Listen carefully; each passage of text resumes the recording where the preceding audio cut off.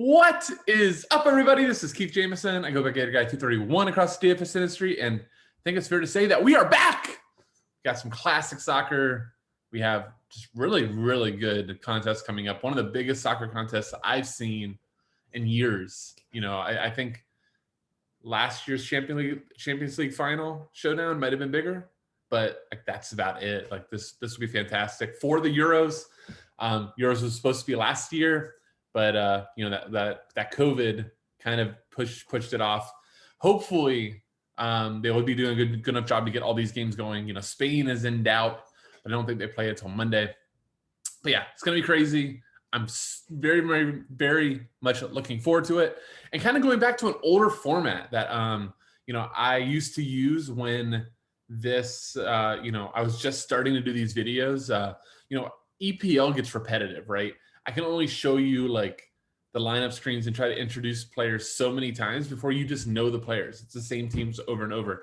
These will be some familiar names, but different roles, you know, newer teams. So I'm looking forward to, you know, reintroducing to you all kind of, you know, some players, who to target, and then just like the formations and, you know, the type of players we want to target for optimal builds. Keep that in mind. If this is your first time watching, optimal builds is where we're looking at for like cash and single entry, looking for floors, kind of discounting goals to an extent, you know, but in GPPs, you're going to want to load up the goals and try to find the top scorers. So all that being said, quick reminder, like, subscribe, and comment. It all really does help us continue to grow this channel.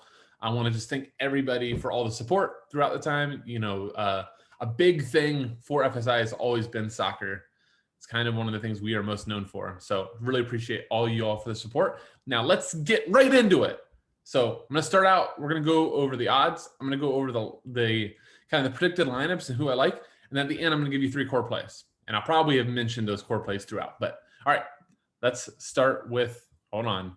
I almost made like the big mistake of already having the core out. You know, content producing, right? You got to like let it to the end, get the cliffhanger at the end. So I'm gonna try to do here. So let's talk about odds. I'm not going to be going over the Turkey versus Italy showdown. That'll be for subscribers in Discord. I guess that's one more plug. If you do want full coverage of every slate, every showdown, you know, MLS when it's there, like we cover everything.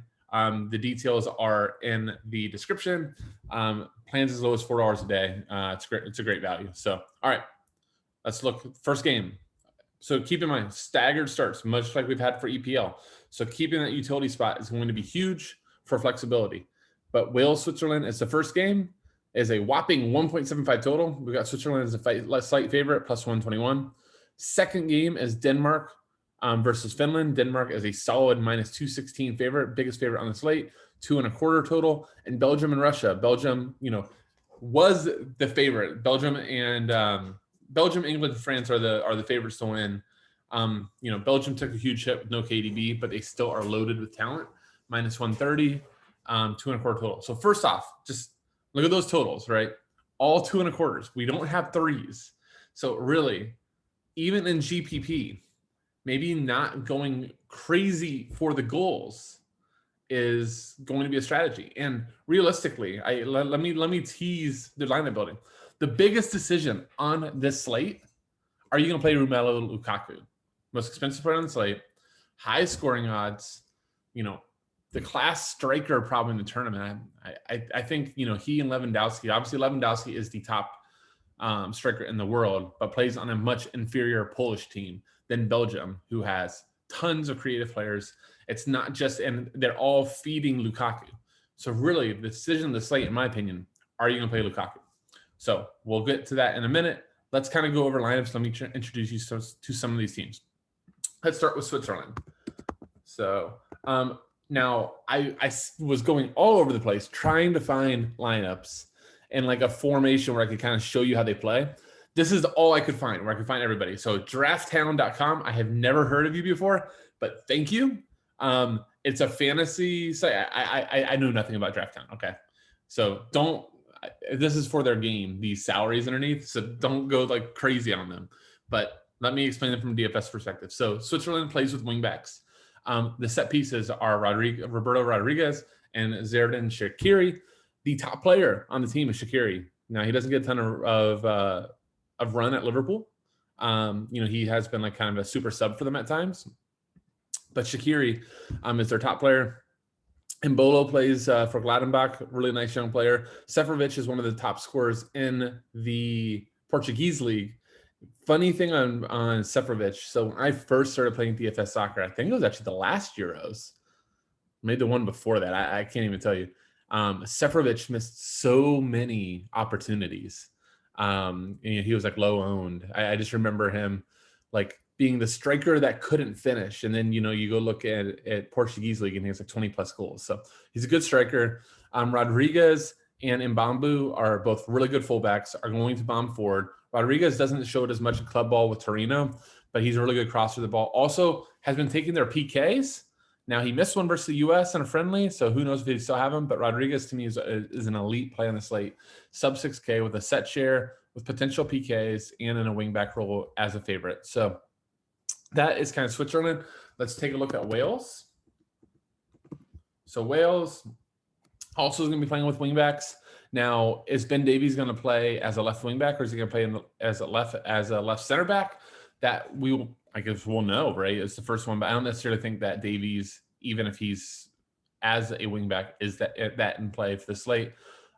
Roberts from Swansea is a good crosser of the ball, but the sets are going to be likely Harry Wilson, Daniel James. Harry Wilson Liverpool hasn't sold him yet, but he's all over the place on loans. I'm trying to think, who was it left? Was it? I'm already blinking. I wanted to say it was like Bournemouth, but I think that's wrong. That was like last year. But anyhow, Harry Wilson, Daniel James, Man United have been splitting sets. Aaron Ramsey and Gareth Bale are the two best players on the team. Ramsey has taken sets in the past for Wales. I do not think he'll be on them in this tournament with both Harry Wilson and Daniel James there. Then Gareth Bale is obviously the Galactico of the team. Everything goes through him. It is a really, really tough matchup versus Switzerland first game. I think he's an elite GPP play, but GPP only for me. He used to take a lot of corners and things like that from them. He will take PKs, but I really doubt that he would be on them here, which is going to make him more goal dependent than I want for this slate. All right. Second game is Denmark versus Finland. Denmark is our biggest favorite, so we're going to kind of want to hone in on them. And this site was founded in Copenhagen, so good for the site. All right. Denmark. Mahale is the Atalanta wingback. He likes to get forward. Daniel Wass plays all over the place for Valencia. Good fullback. He's okay. I don't know if he's worth the price. The big player, though, the Galactico for Denmark, is Christian Eriksen, who does everything. He will be over sets. I believe he is on PKs. I should have double-checked that. Everything goes through him as the 10. He gets free reign to do everything. He is the best player on the slate and the cover of this video for that reason. Christian Eriksen is a lock in your lineups. Skav Olsen is a good player that could actually end up being Robert Skav too. Nice and confusing there, right? We have Skav Olsen and Skav. If Skav is in, not Skav Olsen, but Skav, he sometimes splits with Christian Eriksen. But if Eriksen wants the corner, Eriksen can take the corner. Martin Braithwaite of Barcelona is a good forward option for the slate. I think he'll be fairly popular. But Yusuf Poulsen of Red Bull Leipzig, I think will be the top, one of the highest owned guys on the site. He's cheap. He's only 6.1 forward on the biggest favorite. I think you're going to see a lot of people gravitate towards him for a forward play. He does not really have a floor. He doesn't even shoot the ball that much, but he's a big guy, has a good pedigree with Red Bull Leipzig. And again, he's cheap, fits the bill on a big favorite. That will do it for Denmark. Let's go to Finland. Finland is not going to be a source of DFS goodness for us here. They do have everybody's favorite party. I guess Jamie Vardy is up there, but it's either the Vardy party or the Pukki party, right? Timo Pukki lit up the championship yet again. He's not having a hard time here versus Denmark, but I do think he's a lead GPP play. If there is a goal notification, if you've watched my videos for a while, I always tell you with like strikers or with teams with like dominant strikers, and you think they're going to score, you got to think to yourself, like, when I get the goal notification, who do I expect it to be? So if you expect it to be Pukki, then he's very much in play, right? If you expect it to be Sparv, I don't even know who Sparv is. Then you play Sparv. But with Finland, because he's so dominant and he is the team in so many ways, Timo Pukki would be the top play.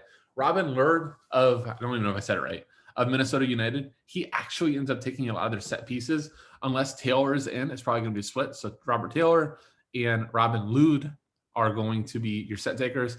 Radiala is probably going to get ownership as a fullback. He does not get forward. He normally plays in a back three in the MLS, does not do much. Uranen is actually a half decent fullback. I think he's a little bit more. I think he's like 3,600. He's okay, but I don't know if you take either. Interestingly, just in pure terms of like transfer value, the best player or the most valuable player in Denmark, or I'm sorry, for Finland, which I think will be really interesting this late, is Hadraki. He is the goalkeeper for Leverkusen in the Bundesliga. Really good goalkeeper. And he's the cheapest goalkeeper on the slate. So if you think that Finland's just going to be bunkering, which I'm sure they're going to, try to maybe catch Denmark on the counter, Hadraki could get really, really busy. So I think he's a very interesting punt keeper choice. All right. Final game is Belgium versus Russia. Sorry, I'm trying to like multitask, get to where I'm trying to get here. All right. So first off, on this, Eden Hazard is not fit for the first game. That is going to be Dries Mertens, who is going to be a popular forward choice. Dries Mertens and Yannick Carrasco normally split for Belgium. Now, in the friendly, Carrasco was taking a lot more than Mertens.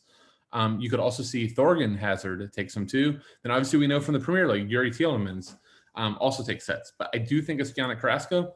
Yannick Carrasco is going to be a core play for me. I think his price is really nice at 7.5. He had an unbelievable season at Atletico Madrid, and I do think that form carries into the Euros. So 7.5, and funny enough, 7.5 million on this site, but 7.5 thousand on Draftkings. I really do like Yannick Carrasco. And again, Lukaku is going to be the big decision here. If Lukaku does not score, he could very easily still get 6, 7, 8 DK. If he gets an assist, he could be in double digits. But if he does not score and he does not get an assist, he most likely will not break double digits. And at 9.9K, you will be able to utilize that money better somewhere else. Really, if Lukaku does not score, Dries Mertens, his teammate, will likely outscore him because of crosses, because of fouls drawn, things like that. It's hard to do that in the center of the pitch. We always want to prefer wide players, and especially wide players with sets versus strikers for cash games. So I think Lukaku is just a make or break it point. I think he will probably be, I think it's easy to say, he'd probably be the most owned player on the slate. So if you're looking at leverage in that big GPP, if you know Lukaku is going to be so owned, it makes a lot of sense to potentially fade him. I don't know. I built a lineup for this video. I built a lineup with Lukaku and without. I definitely enjoy the build more without, but when it comes to hundreds, if not thousands of dollars on the line for cash games and head-to-heads, do you have the balls to do it? That'll be the big thing, and I'll probably be debating it up until lock. I'll probably end up having multiple spots in my lineup where I can go like down to Mertens, things like that. So let's talk a little bit more about Belgium. Meunier plays for Dortmund. He is very offensive fullback. He does not defend well at all. He's a really decent price and like a balanced type of build. They'll get forward a lot. I think Russia's going to bunker and Belgium's going to be on the offensive. And Russia's just going to try to play long balls to Jumba, or when they're on the counter, just try to cross the ball in.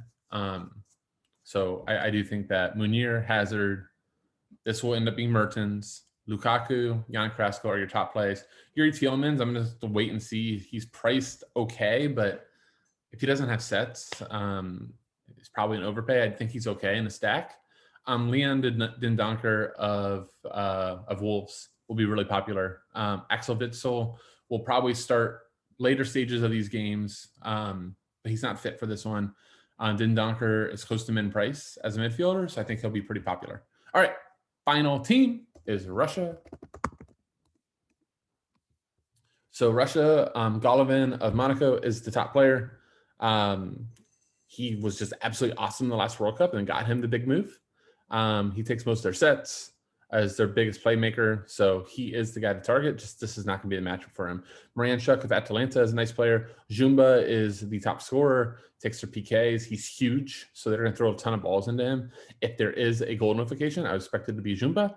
But again, first game versus Belgium, I just don't see anybody that you're going to be on for Russia. Yuri Zirkov always gets forward as a left back, so he's okay too. But again, I'm kind of largely going to be off of Russia here. All right, let's go to your core plays. I think I kind of made them obvious, but Christian Eriksen from Denmark has the biggest favorite over almost all the sets. He is the cover of this video, and I think he's the first guy in your lineup. I love Yannick Carrasco. I think he gives us a really, really good cheat, like mid-tier exposure to Belgium, who obviously I want in this on this slate. So I like Carrasco at 7,500, and then Rodriguez getting a split set share versus Switzerland, and should be on PKs. We'll see if he loses them, but I think Roberto Rodriguez at 5,900. Is it Roberto? I'm gonna feel like an idiot if it's not Roberto. That doesn't even tell me. I think it is. I'm sure. If I'm wrong, like before I even look it up, because I'm gonna, once I get done with this, I'm gonna completely forget to go look it up. So if I'm completely wrong, like put it in the comments. That's how I'll start my comments. Like, did I screw something up already? But 5,900, I think he is a solid play. Again, once you do this, if you want to play Lukaku, you can, right? You're just probably going to be punting off a defender spot. You know, you can go down here, Denayer, whatever however you say his name. Boyata or Vermaelen will be the other center back for Belgium. So if you think they're going to stay clean, you can do that. Or, you know, for me, if you end up doing this, just going all the way down to Hardaki. I should have like gotten like Google to pronounce it beforehand, but I can't say his name. But the Leverkusen goalie. Now all of a sudden you're kind of rolling here, especially if you punt off a defender, right? Punt off a defender. You know, let's see somebody that I know is playing. There we go, Radiola. I would not play him. I will not play him. I'm gonna keep telling myself I will not play him. That's what I do when I know that I'm like being tempted to play a guy. Gotta just keep saying it. But look, you're at 6,000. Now you can make it a half decent build. So that's one way it works with Lukaku. But all of a sudden you don't play Lukaku. Let's say you play Dries Mertens and you save 1,300. Now you're really cooking. You have $1,300 extra. Get more set takers. Get more floor. It'll be an interesting slate in that respect. All right, that'll do it for the first Euro preview. I hope you all enjoyed. If you did, like, comment, subscribe. It all makes a huge difference for us. Gives me motivation when I'm doing these videos every single day for the Euros. Every single day we have a classic slate. There will be a video the night before. So strap in, enjoy. And if you are lost but you really want to play, join FSI. I promise you will not regret it. It is an awesome chat room. So many of the guys that have been there now for years have really become like friends. It's an awesome thing that you can meet people, you know, in a chat, talking soccer, and they become friends. So I highly recommend the chat, and just, you know, highly recommend you play this slate. This is gonna be a lot of fun. Watch the games. It'll be great daytime television. And with that, we'll let you go. Guys, thank you all so much for watching. Once again, this is Keith Jameson, aka Gatorade 231. See ya!